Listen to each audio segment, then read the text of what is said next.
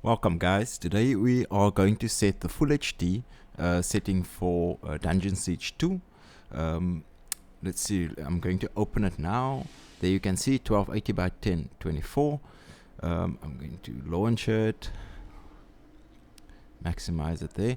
Let me just show you the settings here. If I go into options, it's still 1280 by 1024. This is how I remember it pretty much.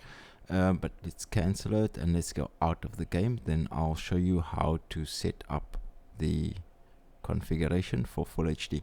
Okay, so right click on the game, select properties. In the general tabs, add width equals 1920 and the height equals 1080. Launch the game again. Let me show you in the options. There it's 1920 by 1080. Although the option is not available in the list, it's fine. Just select new game or continue. You'll get this pop-up. Just click OK. And there we go. The game launches. Let's open it, maximize.